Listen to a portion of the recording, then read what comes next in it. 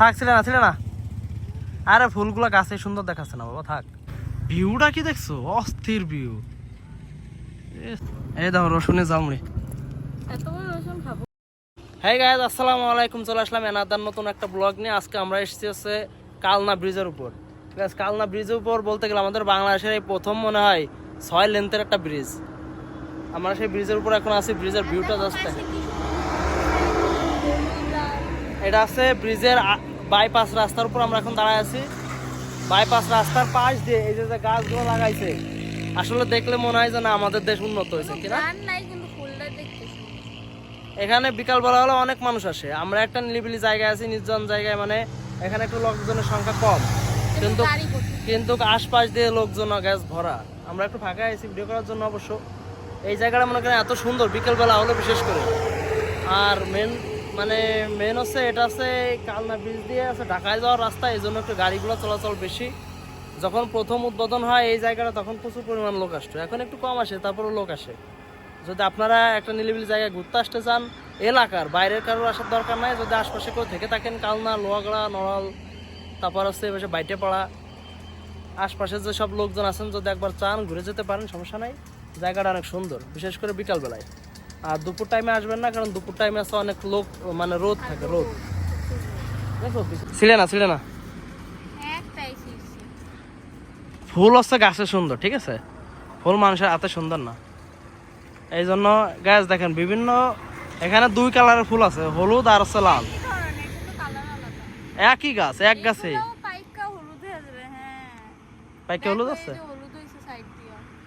ও মানে আগে লাল হয়, এর পরবর্তীতে আবার আস্তে আস্তে হলুদ হয়ে যায় না।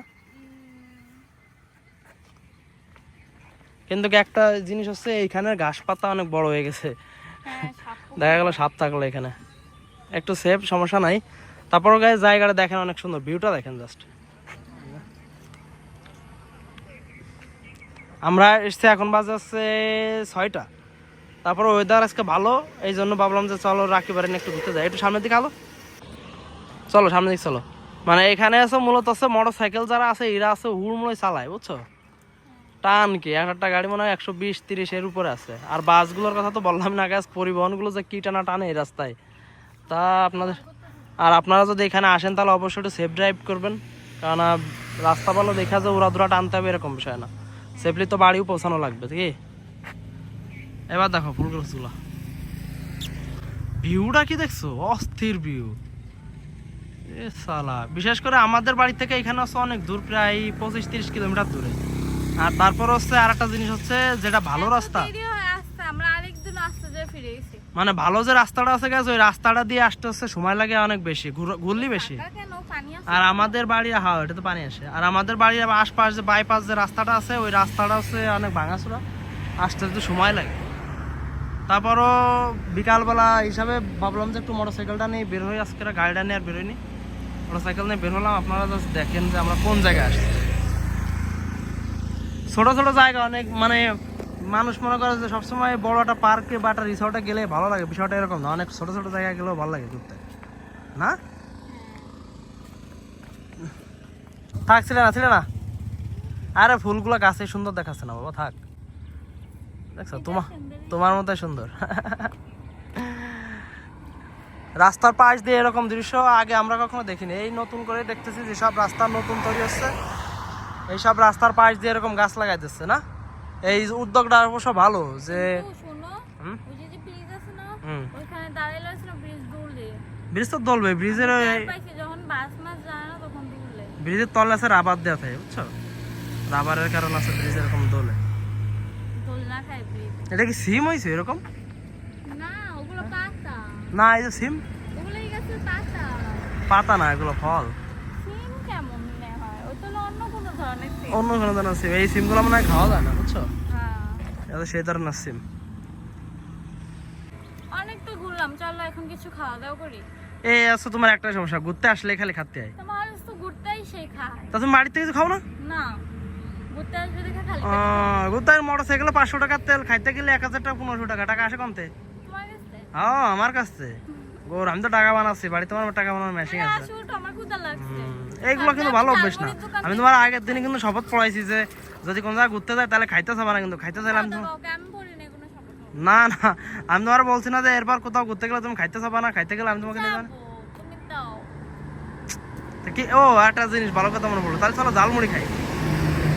তাহলে চলো এক কাজ করি, পিছনে একটা ভাইরাল ঝালমুড়ি আছে, চলো সেটা ট্রাই করি। চলো। ঝালমুড়ি খাবা? হুম, চলো তাহলে তাহলে guys, আমরা যাই এখন ঝালমুড়ি ট্রাই করি, দেখি কিরকম। হ্যাঁ চলো। গাইজ, এই যে হচ্ছে কালনা ব্রিজ, আমরা যেখানে ঘুরতে আইছি, এই ব্রিজের মাঝখানে অবশ্য আছে সেই ঝালমুড়ির দোকানটা, আমরা যেখানে এখন যাচ্ছি।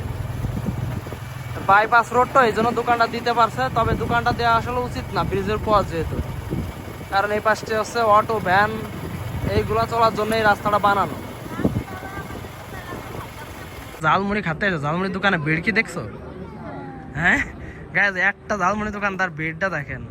আর না হলো এপাশ ওপাশ দিয়ে 50-60 জন লোক আছে সিরিয়ালে। এর মধ্যে আমাকে সিরিয়াল কখন দিবা বলো? কি জানে, তুমি যায় জিগাও। হ্যাঁ, যায় জিগাও। খাওয়ার দরকার নাই, কেন মন খারাপ হয়ে গেল? না না, দেখো এবার কি সুন্দর।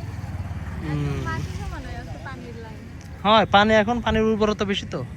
চলো না, বসে যাও, পানি কি হবে? অবশ্য যাওয়া যায়, কিন্তু ওই যে গোসল করছে দেখছো না, খেলা ফুটবল খেলতেছে। যাও জানা। যায় যাবে না কেন? চলো যাই। না মোটর সাইকেল যাবে না, এই এলাকার লোকজন সব হাইটে গেছে। দেখো রাস্তা আছে মোটরসাইকেল। হ্যাঁ ওইটা তো রাস্তা। পাকা রাস্তা, ওই যে মোটরসাইকেল নিয়েছো তো দুইটা।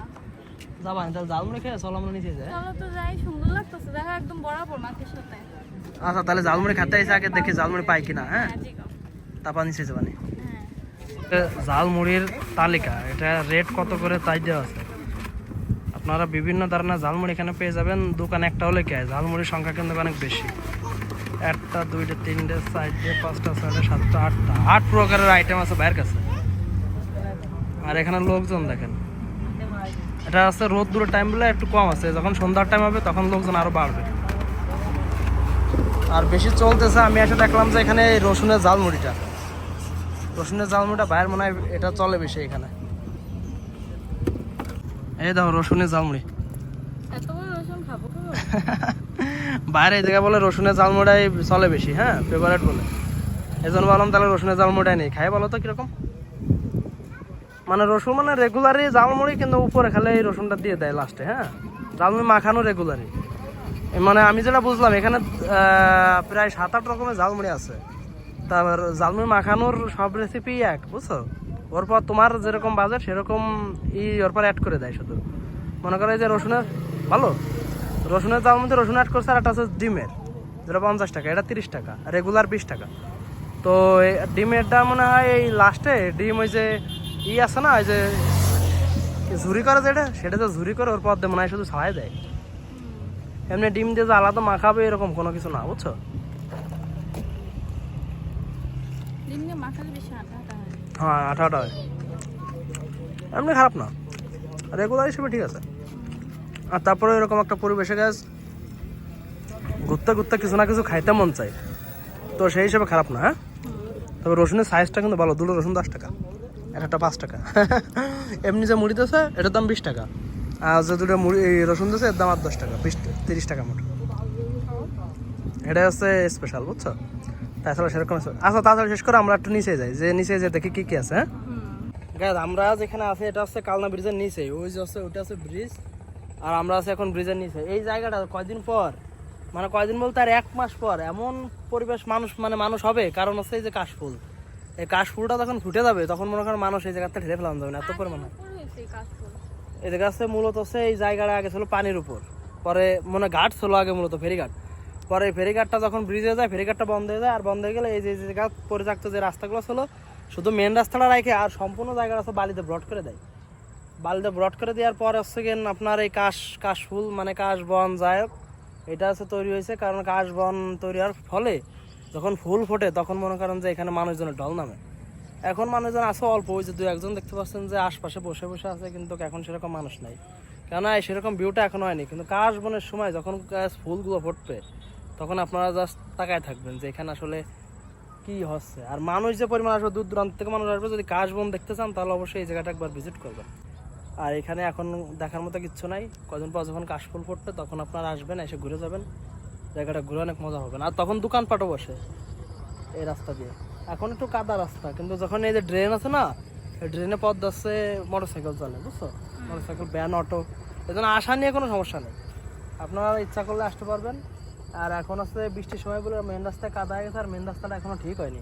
কিন্তু বাইপাস রাস্তা যেটা আছে আপনার, এই যে রাস্তা বান্ধা যেটাকে বলে, তার এর আছে, স্ল্যাব দেওয়া আছে, ওর পর দিয়ে আপনারা অনায়াসে যেতে পারবেন, সমস্যা নেই। আমরা চলো ওই সাইডটাতে একটু ঘুরে আসি। আমরা এখন ওই সাইডটাতে যাই, দেখো ওই সাইডটার ভিউ কিরকম। বসার জায়গা করছে, রাস্তাটা ভালো করছে, এই পাশটার ভিউ আর ভালো না। আর নদী দেখো একদম মাটির সাথে, আর নদীর দূরত্ব নদীটা আমরা এখন এই যে আপনাদের দেখাই ব্যাক সাইডটা, অল্প একটু দূরত্ব। বিশেষ করে নদীটা ভাঙন সরে গেছে। এই দেখুন আমরা এখন কোন জায়গায়, ওই পাশে টাডা, আরো কাছে, এই যাচ্ছে নদী। ওই পাশে আরো কাছে দেখো, ওই পাশটা তো আরো কাছে হয়ে গেছে। আপনারা যদি ভাঙা ভাঙা এরকম হয়ে গেছে। ফাঁকা মাঠ হিসেবে পিছনে ফুটবল ক্রিকেট খেলা আসছে, এই একটা সুবিধা আছে এলাকায়। কোনো জায়গায় ফাঁকা জায়গা মানে একটু শুকনা পরিবেশ থাকলে ছেলেপেলে ক্রিকেট খেলা শুরু করে দেয়। আর ওই যে মেলা দুধ যাওয়া যায় তো সামনে, ওই যে মেলা দুধ যাওয়া যায়। তাল গাছে এই সব এলাকা আছে বালিতে উঁচু করছে, আগে এই জায়গা তো নিচে ছিল বুঝছো, আসার পরিবেশ ছিল না তো, এই জায়গাগুলো পরবর্তীতে উঁচু করা হয়েছে।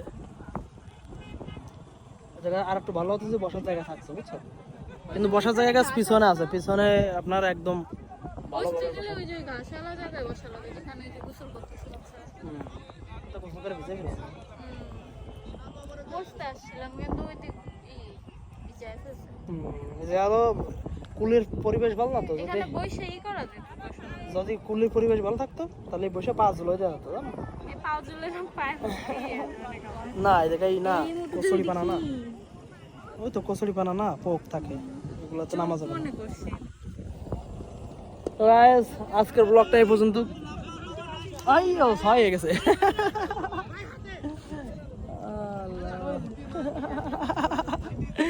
তো গাইস আজকের ব্লগটা এই পর্যন্ত। সবাই ভালো থাকেন, সুস্থ থাকেন। আর আমাদের ব্লগটা কেমন লাগে আপনাদের অবশ্যই কমেন্ট করে জানান।